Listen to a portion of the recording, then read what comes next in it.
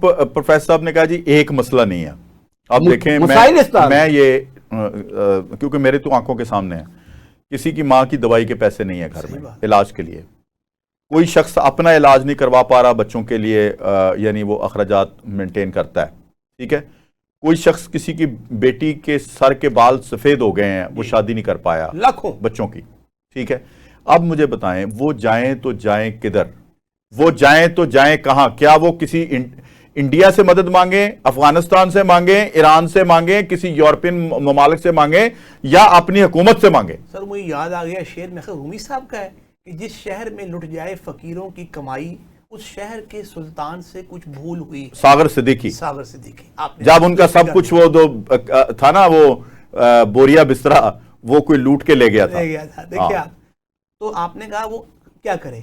मेरे ख्याल में अवाम को भी अब एक दफा कड़वा घूंट पी लेना चाहिए। रोज रोज के मरने से और रोज रोज की हुकूमती गुंडागर्दी से जब तक अवाम अपनी अपनी कम्युनिटीज में अपने अपने मोहल्लों में ऑर्गेनाइज नहीं होंगी और वहां मोहल्ला कमेटियां और कम्युनिटी बोर्ड नहीं बनाएंगी, तब तक आप पे रोज कभी ये अच्छा सिराज अल्ताफ साहब, ये जो हम प्रोग्राम से पहले बात कर रहे थे वो बड़ी अहम बात थी कि सियासत में आइडियलिज्म बहुत बड़ी चीज होता है। जब इंसान सियासत शुरू करता है तो नजरियात की बुनियाद के ऊपर करता है। तो जिस कौम के बच्चों का नजरिया ये बना दिया जाए कि मैं फलां बनूंगा तो मैं इंडस्ट्री लगाऊंगा, अगर मैं सियासत में आऊंगा तो मेरी फैक्ट्रियां लग जाएंगी, मेरे घर बन जाएंगे, मेरा जनाब अख्तियार हो जाएगा, मैं रोन दूंगा सबको। जब आइडियलिज्म बच्चों को ये दे दिया जाए तो खिदमत का जज्बा तो खत्म हो गया।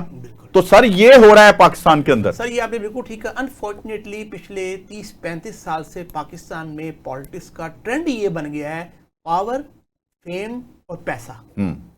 अब हम जैसी पार्टीज जो अर्ली एजेस में है, स्ट्रगलिंग एजेस में है, जो पॉलिटिक्स को खिदमत के लिए, अपनी आखिरत के लिए और आवाम की फलाह के लिए करते हैं, कामयाब हो ना हो हमें इसकी परवाह ही नहीं है। हमारा अपना ज़मीन मुतमईन है, अल्लाह के हुजूर जाएंगे, शायद यही हमारी कामयाबी का जरिया बन जाए।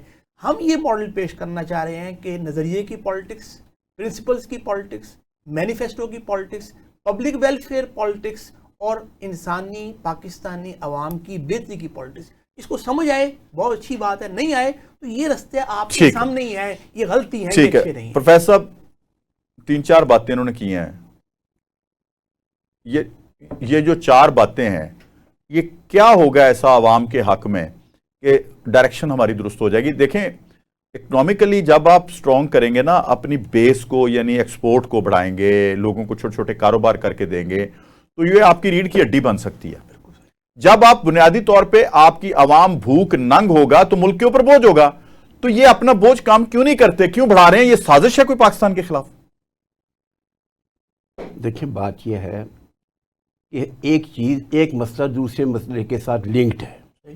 सिर्फ देखिए ना, एक्सपोर्ट जो करना चीज़ों का है वो आप कुछ पैदा करेंगे तो एक्सपोर्ट होगी ना सर। जब बिजली सस्ती करेंगे तो पैदा करेंगे, जब बिजली होगी ना फिर ही तो आप मतलब है कि कोई एक्सपोर्ट कर सकें।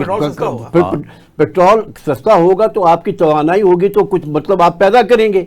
जब आपके पास बिजली नहीं है, जब आपके पास ज़राए नहीं है, जब आपके पास करप्शन जैसी लानतें मौजूद हैं, जब आपकी नीयत नहीं है काम करने की, जब अपने अवाम को आप मोहब्बत और हमदर्दी और कॉन्स्टिट्यूशन पर अमल दरामद नहीं करना चाहते, तो ये तो आपकी नीयत सबसे पहले ठीक हो गया।